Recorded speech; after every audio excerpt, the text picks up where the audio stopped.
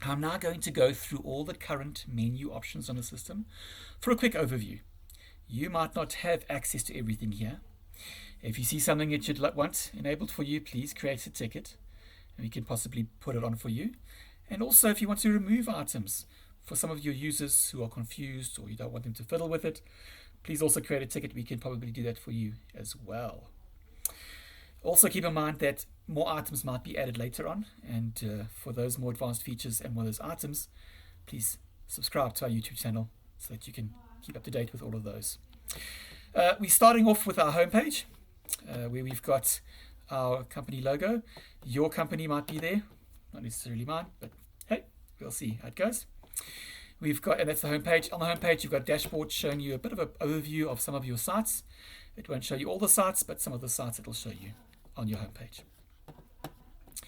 You can always go back there as well. I would suggest you bookmark this page or one of the report pages, whichever ones you normally go to, or the let's say the control room page, if you want to, not the login page. We've got a support on the left-hand side that takes us to our support page, which we saw in the previous chapter.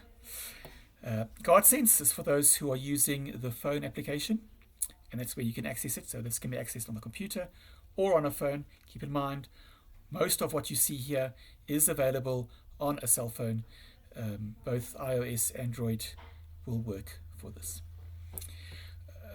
We've got the live section. Let me open that up. The live section shows us all the features that run automatically. Dashboard, it's a good thing to have in your control room just to see a general overview of what's happening. Unit health, if something goes wrong with one of the units, you can be notified immediately.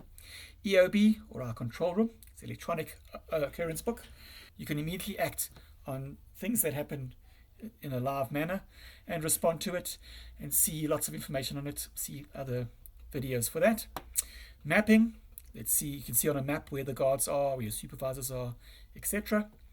And then the control section on the live feed will allow you to control things like open gates or alert the guard or get an acknowledgement from the guard, etc.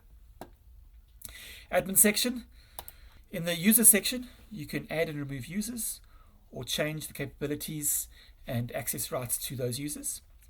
My account, that's where you can look at your own account. Distributors, only for distributors, I'm afraid, can use that to edit and change the support information and other information for the distributors. There's a few options that distributors have.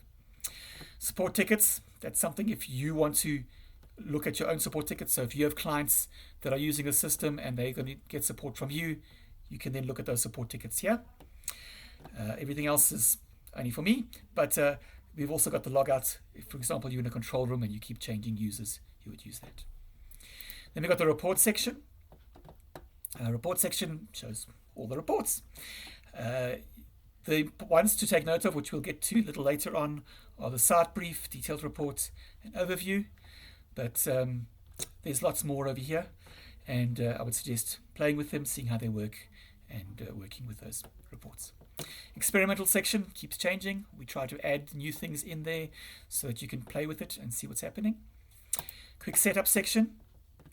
Over here is to set up your sites with the points, to set up your teams with your users, and these users are not the same as the one in the admin tab.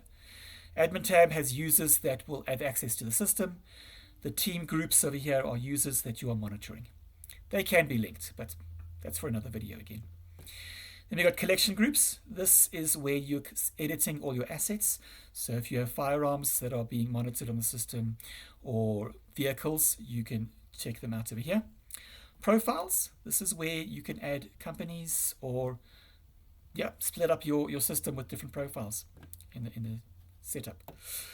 Then we've got device notifications, which is used to set up your notifications for things like if a unit stops working or if the battery's low, etc.